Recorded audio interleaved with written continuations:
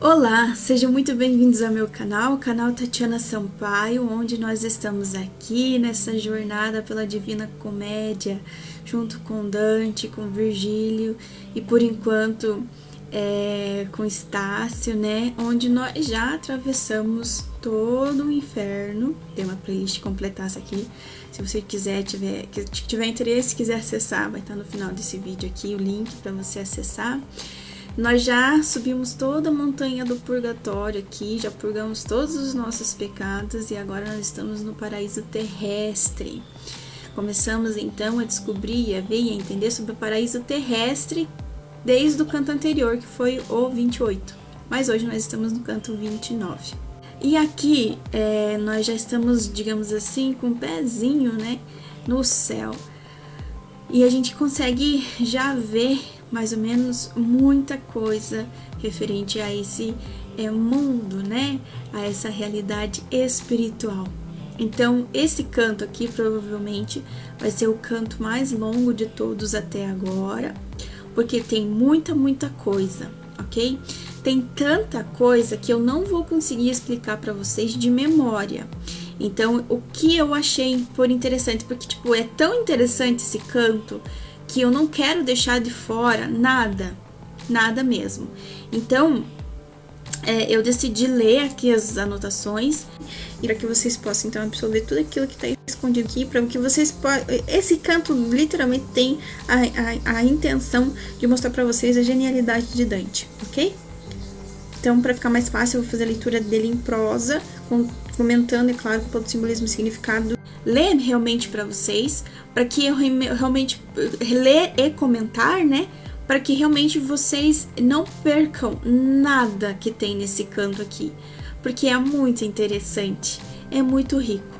Como sempre eu falo para vocês que a obra de Dante não é apenas uma obra literária magnífica e extraordinária, tem muita coisa espiritual aqui escondida, tem muita riqueza, essa obra é riquíssima, é valorosíssima, é preciosíssima e nada mais do que a gente conseguir entender, contemplar essa obra da forma melhor e perfeita que a gente possa, porque a gente possa então retirar, né, dessa obra o melhor dela, entender realmente aquilo que Dante queria expressar e que ele deixou aqui escondido, gravado, revelado aqui nessas entrelinhas. Então é isso que eu faço aqui, eu venho e trago a introdução do canto, todo o simbolismo, todo o significado que está por trás de cada coisa, que está escondida nas entrelinhas, as chaves de leitura para que você possa entender. E esses simbolismos, esses significados, essas chaves de leituras estão por base tanto da filosofia, quanto da cultura, quanto da geografia, quanto da história,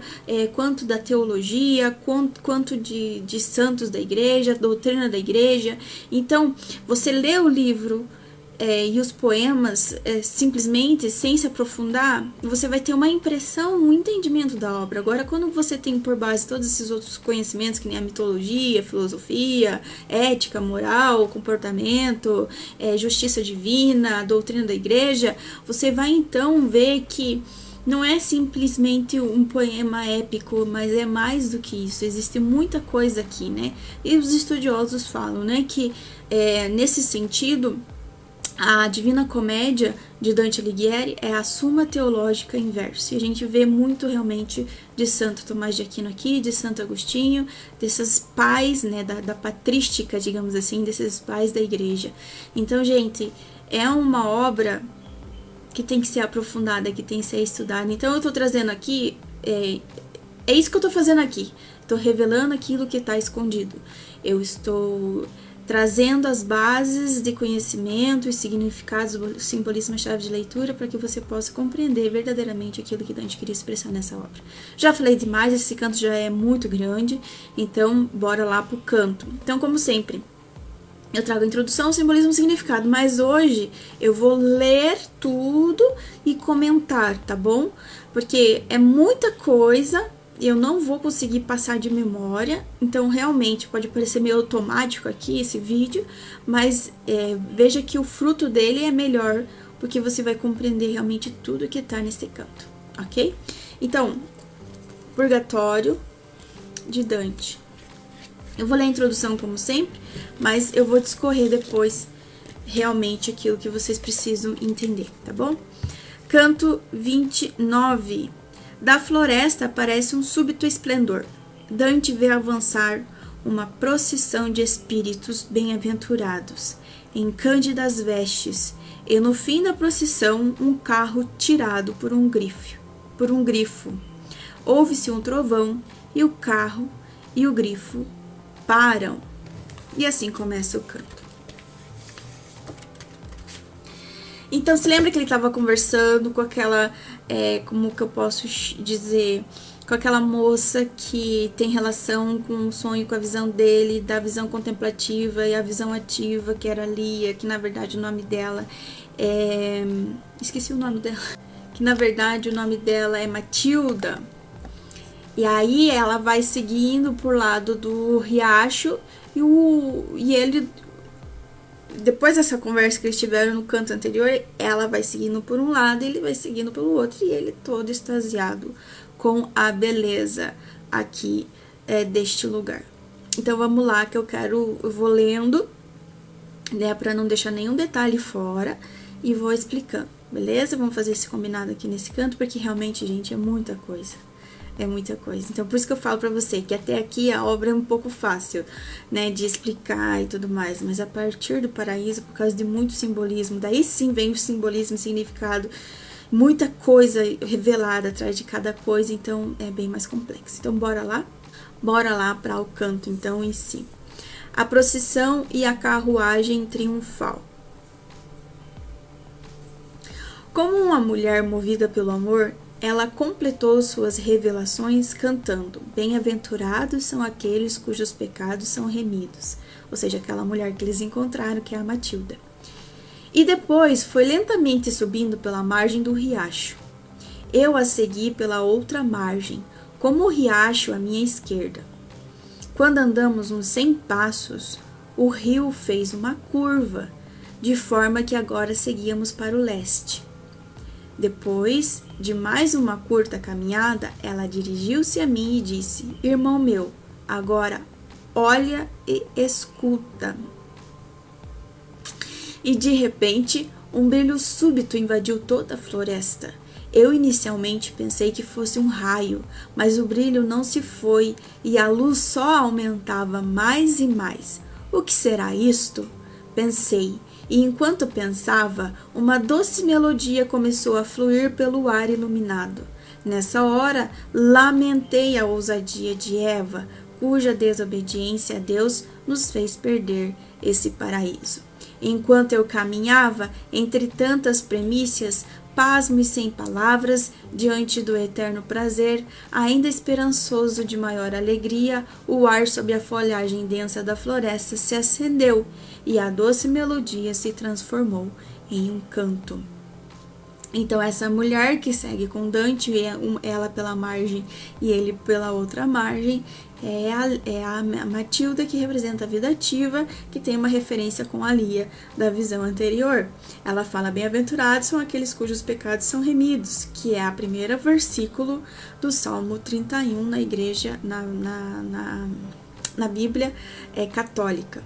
Ok? Bem-aventurados são aqueles cujos pecados são remidos. Aqui, então, ela pede atenção para que ele olhe e ouça, porque tudo que ele vê tem um motivo, tem um significado, tem um simbolismo, e o que ele ouve também, assim como o Salmo, né?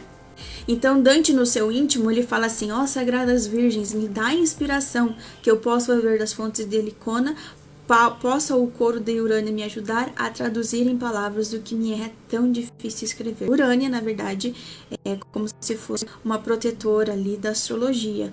Como se diz respeito ao céu, tudo aquilo que ele está vendo aqui, então ele pede ajuda para essa protetora da astrologia, ajudar ela na sua sabedoria, ajudar ele na sua sabedoria, para que ele possa, então, entender tudo isso aqui que pertence ao céu, né? Helicona, então, é o lar das musas, né? Vamos dizer assim, na mitologia, né? Nesse sentido ali, onde vem todas as inspirações do poeta. E Dante é um poeta, né? O mais genial poeta de todos os tempos. Aí ele fala assim: mais adiante 7 árvores de ouro pareciam mover-se no ar à minha frente. Andei mais perto e vi que na verdade não eram 7 árvores, mas 7 candelabros. E nas vozes do canto pude discernir Hosana. Acima dos candelabros flamejava uma luz mais clara que a lua cheia no sereno à meia-noite. Voltei meu olhar para Virgílio, mas vi que ele estava tão pasmo quanto eu. Matilda então falou: por que só admiras essas luzes vivas? Não tem interesse em saber o que segue atrás delas? Então olhei e vi que havia várias pessoas seguindo a luz. Elas vestiam roupas de um branco nunca antes visto. Os 7 candelabros de ouros aqui, na verdade, é as 7 igrejas da Ásia, né? Então a gente vê que muita coisa que a gente vai ver nesse canto aqui tem a ver com a visão de Ezequiel do céu e a visão de João no Apocalipse. Então é uma junção dessas duas visões que, bem na verdade, se a gente for parar para pensar e analisar, é praticamente a mesma. A mesma visão que Ezequiel teve, João teve do céu. O céu é isso, beleza? Então, esses 7 candelabros é as 7 igrejas da qual se destina toda a revelação. Esses 7 candelabros, então Dante vai para trás desses candelabros, a gente vai ver que ele vai atrás, ele avança, mesmo com esse conselho dessa mulher, ele avança esses candelabros, ele vê um monte de pessoa, como que em procissão, né? E essa referência aqui da procissão é aquela procissão de Corpus Christi, sabe? Alguns comentaristas também associam esses 7 candelabros aos 7 sacramentos da igreja e aos 7 dons do Espírito Santo infusos, né, que é então a sabedoria, o entendimento, o conselho, a coragem, o conhecimento, a piedade e o temor de Deus, beleza? E os 7 sacramentos da igreja, que é o batismo, a eucaristia, o crisma, a confissão, a unção dos enfermos, a ordem e o matrimônio. É nesse sentido, ok? Então, esse candelabro meio que guia tudo essa procissão. Beleza? Daí ele fala assim, diante dessa procissão, eu parei e fiquei olhando para onde que ela ia e quem que era, quem estava nessa procissão. E ali começa a discorrer sobre todo o simbolismo e significado de cada pessoa que está aqui, ok? Então, é mais ou menos assim que está descrito no poema. Eu parei diante do riacho e esperei aquela procissão que seguia do outro lado. A luz que brilhava sobre o rio fazia com que a água à minha esquerda refletisse minha imagem como num espelho. Olhando para o alto, vi as 7 listras de um arco-íris deixado pelas chamas que seguiam adiante. As cores cobriam o céu e se estendiam bem além de onde alcançava a visão. E abaixo desse céu magnífico chegaram 24 senhores, de 2 em 2, cada um usando uma coroa de flor de lis. E eles cantavam: bendita sejas tu entre as filhas de Adão, e abençoada seja tua beleza por toda a eternidade. Assim que passaram os anciãos, surgiram atrás deles 4 animais, coroados com louros verdes. Cada um tinha 6 asas, com penas cobertas de olhos, como as penas de um pavão. Leitor, eu não posso descrever aqui todos os detalhes que eu vi, pois tenho que falar ainda de outras coisas, e por isso preciso poupar as palavras. Mas leia Ezequiel, que os viu surgir do norte. Eles são como ele descreveu, exceto pelo número de asas, que está de acordo com o relato de João. Os animais formavam os 4 cantos de um espaço, cujo centro estava uma carruagem triunfal de 2 rodas. Ela era puxada por um grifo que estendia para o alto suas asas de plumas douradas. O resto do seu corpo era branco com marcas vermelhas. Nem Augusto, nem mesmo o Sol teve uma carruagem tão esplêndida. Do seu lado direito dançavam 3 damas em círculo, uma de vermelho, outra da cor da esmeralda e uma branca como a neve. A melodia cantada pela dama de vermelho ditava o ritmo da dança. Do lado esquerdo havia outras 4 moças fazendo festa, vestidas em púrpura e seguindo o gesto de uma das 4 que tinha 3 olhos na testa. Ufa! Olha só quanta coisa! Jesus amado, é muito, muito legal. Os 24 senhores são os 24 anciãos que a gente vê na palavra de Deus, que saem lá do Apocalipse de João. Então aqui a gente vê uma mistura de Apocalipse de João com as visões de Ezequiel, beleza? Então ao redor do trono também havia 24 tronos, e via sentados sobre os tronos 24 anciãos vestidos de branco que tinham nas suas cabeças coroas de ouro. Isso aqui está em Apocalipse 4:4. Então, esses 24 anciões aqui no Purgatório de Dante representam, né, todos os 24 livros do Velho Testamento, ok? Que foram agrupados de acordo com São Jerônimo. Então, aqui nós temos o Gênesis, o Êxodo, o Levítico, o Números, o Deuteronômio, Josué, Juízes, Ruth, Reis, Crônicas, Esdras, Tobias, Judite, Ester, Jó, Salmo, Provérbios, Eclesiastes, Cântico dos Cânticos, Sapiência e Eclesiástico. Também os profetas maiores e os profetas menores e os macabeus. Nessa procissão, os anciãos usam essa coroa de flor de lis, que bem na verdade simboliza a pureza da fé e a doutrina, beleza? Eles cantam Bendita sejas tu entre as mulheres, né? Que é referente à mensagem, à saudação do anjo à Virgem Maria, ok?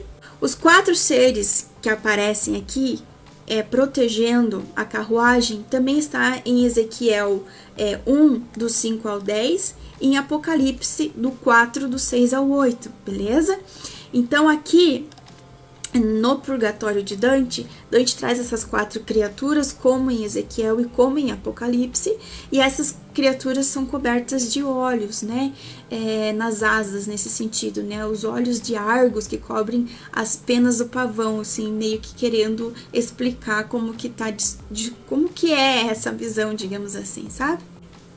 Como sempre, os 4 animais que aparecem nas visões, tanto de Apocalipse como de Ezequiel, representam os 4 evangelhos, que é Mateus, Marcos, Lucas e João.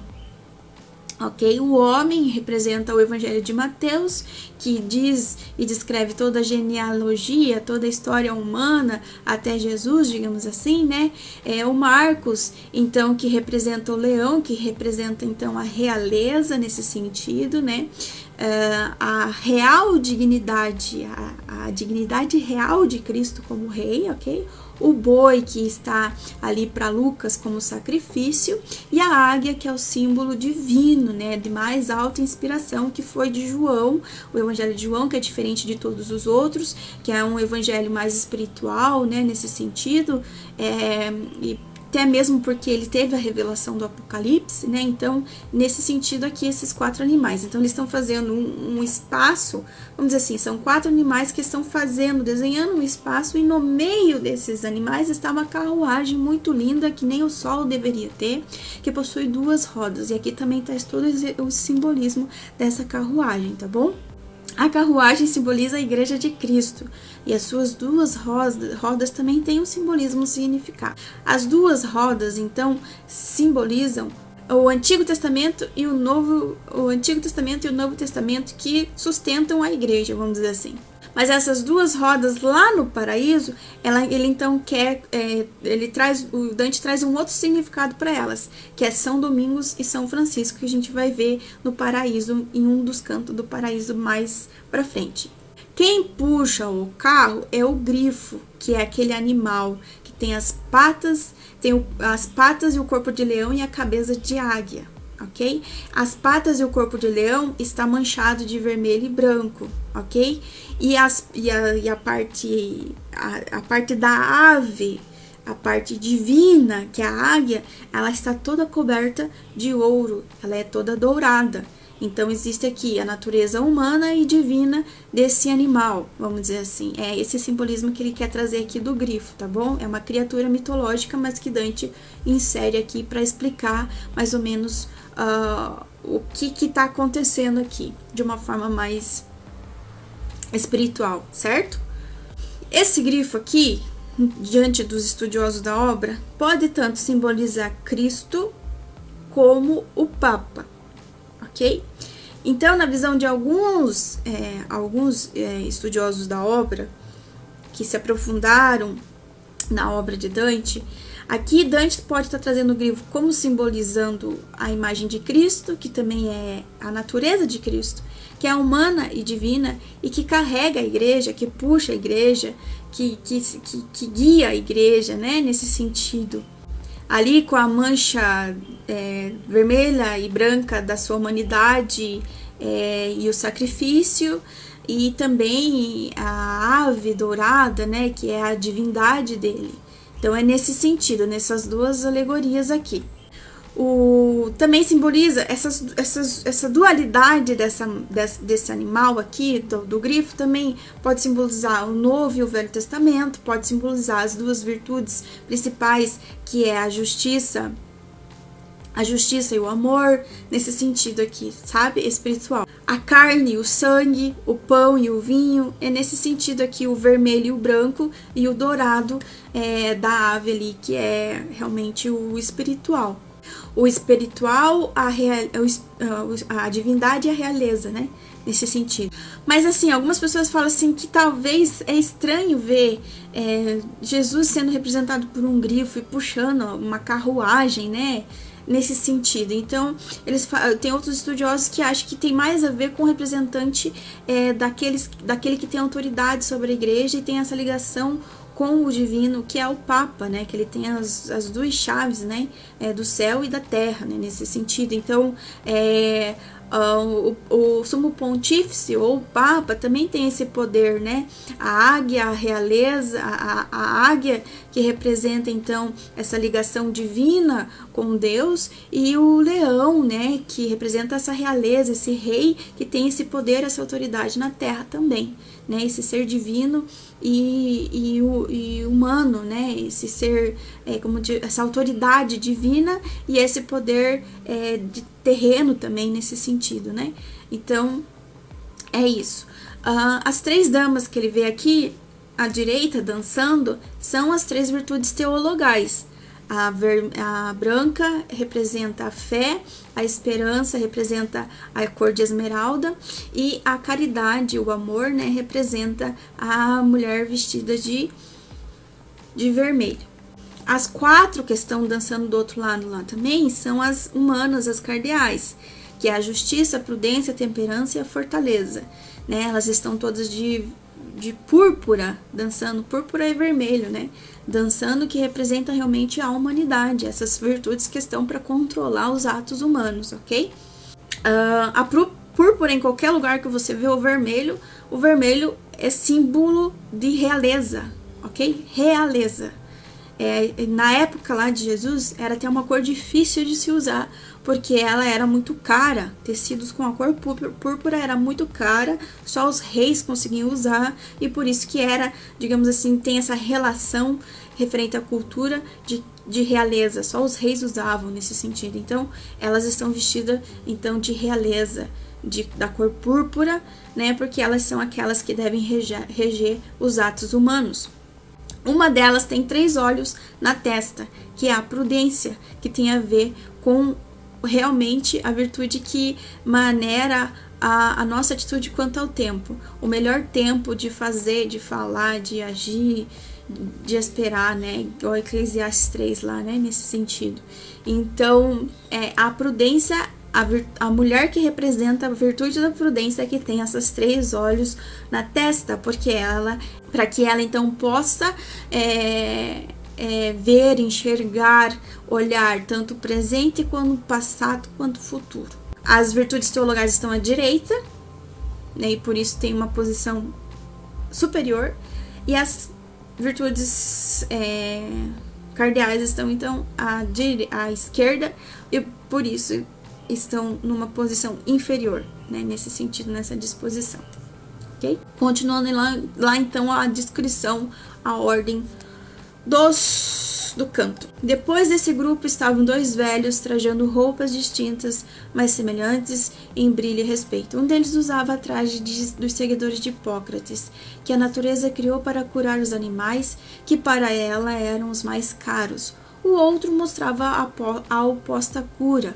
Com uma espada lúcida e aguda, ele impunha medo até a mim, que estava na outra margem. Depois deles seguiram 4 velhos em trajes humildes e, por último, um ancião solitário, andando como em sonho, com sua face inspirada. E esses 7 últimos usavam vestes brancas como os primeiros, mas as coroas em suas cabeças não tinham lírios. Eram adornados com rosas vermelhas, que ao longe pareciam mais como chamas de um fogo aceso. Ou quando o carro finalmente chegou à minha frente, repente ouviu-se um forte trovão, imediatamente toda a procissão parou, as pessoas, os animais e as 7 insígnias flamejantes. E assim acaba o canto. Quem são, então, esses 2 velhos que aparecem aqui? Lucas e Paulo. Né, devido a uma crença fundada por Colossenses de uma saudação, né, saldo-vos Lucas, o médico amado.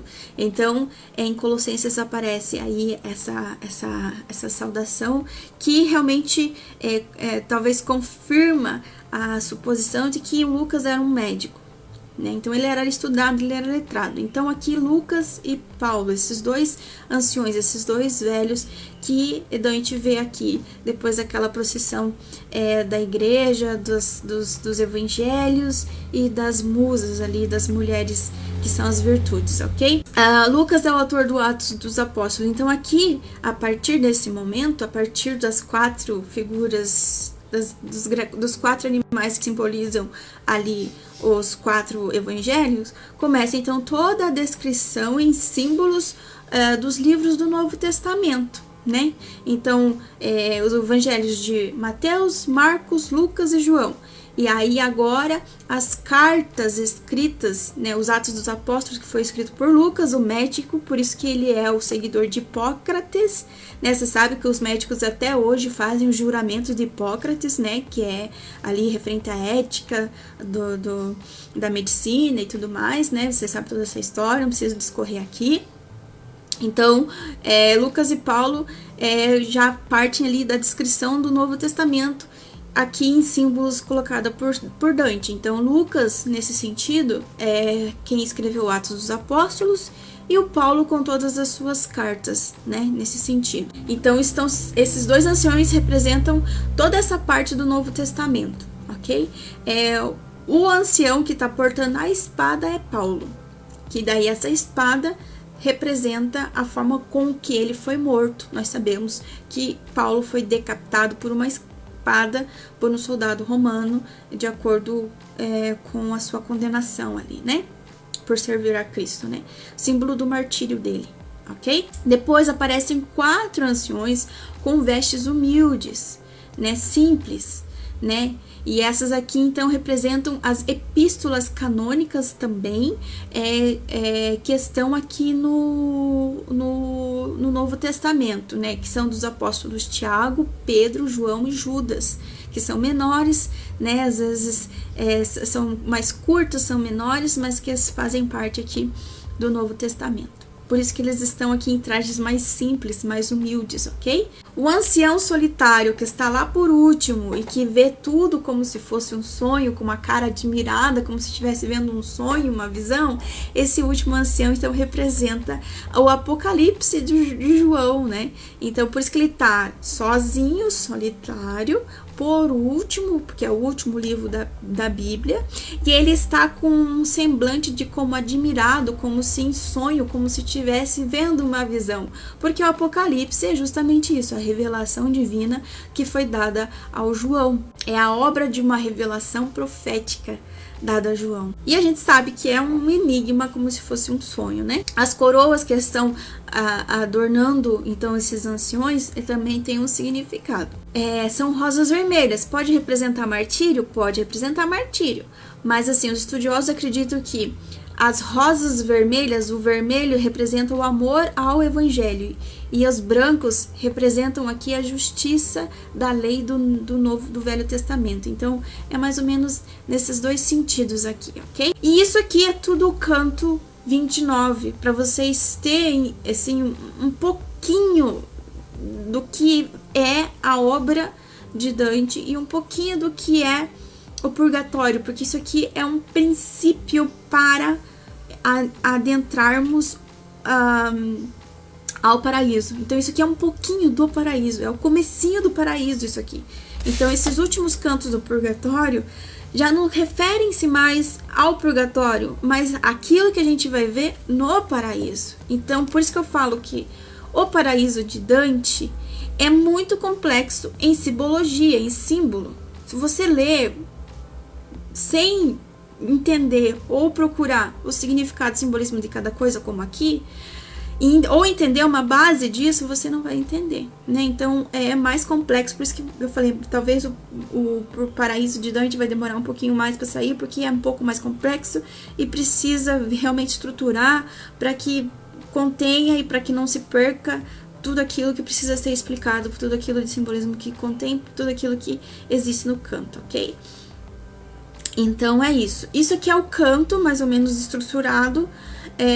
Lá no livro, o poema fala sobre tudo isso, mas de uma forma mais poética, mais rimada, né, com palavras diferentes, por isso que talvez um pouquinho mais difícil, mas aqui você pode entender um pouquinho mais sobre esse canto e a genialidade e toda a estrutura e tudo isso, né? Ó, Dante pegou a Bíblia, Dante pegou o mundo espiritual, as revelações do Apocalipse, a revelação de Ezequiel, todo o Antigo Testamento, todo o Novo Testamento, todas as virtudes teologais, todo o nosso ser material e espiritual, a igreja, a doutrina e tudo mais, e colocou num verso, num poema, num canto, que é o 29, estruturado em tercetos. Então, Dante pegou tudo isso aqui, toda essa realidade material e espiritual, né? Toda essa realidade material e espiritual, e ele colocou em poemas, em canto, especificamente aqui no canto 29 que nós estamos, estruturou em tercetos, ou seja, versos, estrofes de 3 versos e versos que rimam. Gente, se isso aqui não é genialidade, pelo amor de Deus, o que é? Entende?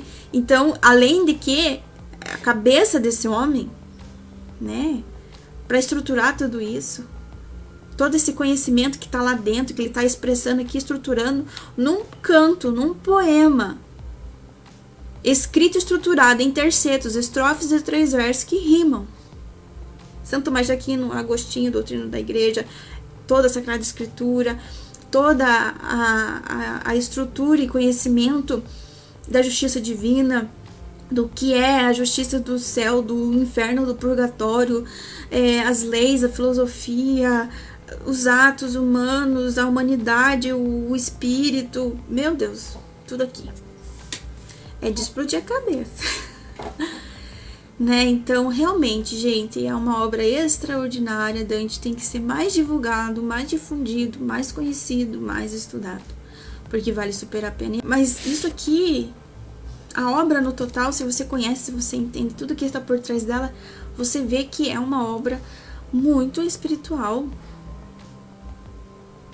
E não é de uma pessoa que é contra a igreja, mas de uma pessoa que ama, que é apaixonado, que vive a igreja, né? A fé, né? Nesse sentido.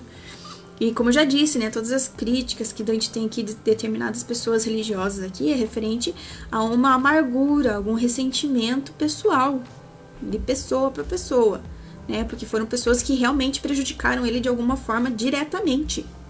E algumas condutas aqui que são castigadas, ou seja, condenadas por Dante, eram hábitos e costumes de conhecimento público da época. Não era velado, não era escondido, todo mundo da época sabia.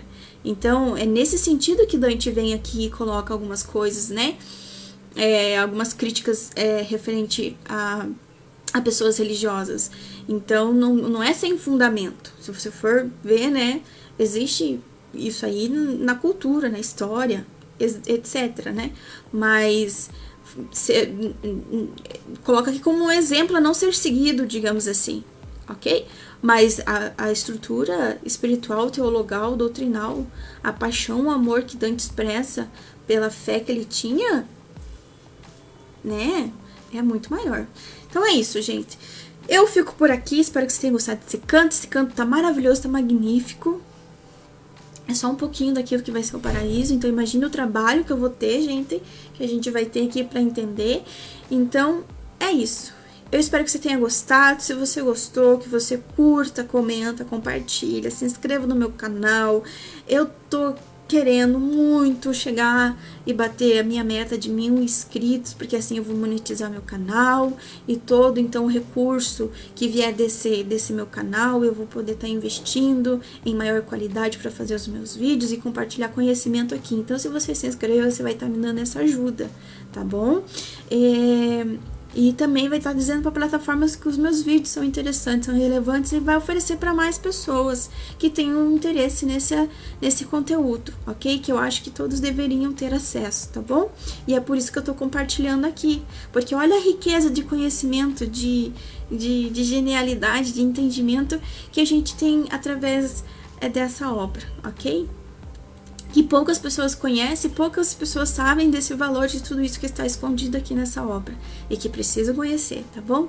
Então é isso, gente. Eu fico por aqui. Agradeço de coração você estar aqui seguindo comigo. Nós estamos rumo, né, ao final do purgatório, adentrar o paraíso. Estamos na reta final aqui, mas continue comigo porque tem muita coisa ainda surpreendente para que a gente viva, para que a gente veja e para que a gente aprenda. Deus abençoe você e até o próximo canto. Estácio e Virgílio continuam aqui com Dante, né? Só que eles estão quietinhos agora. Não é ele, não é Virgílio, nem Estácio que explica nada para Dante. É ali a mulher que tá, a Matilda, e posteriormente a Beatriz, porque vai acontecer logo esse grande encontro de Dante com a sua amada, né? Deus abençoe você e até o próximo canto.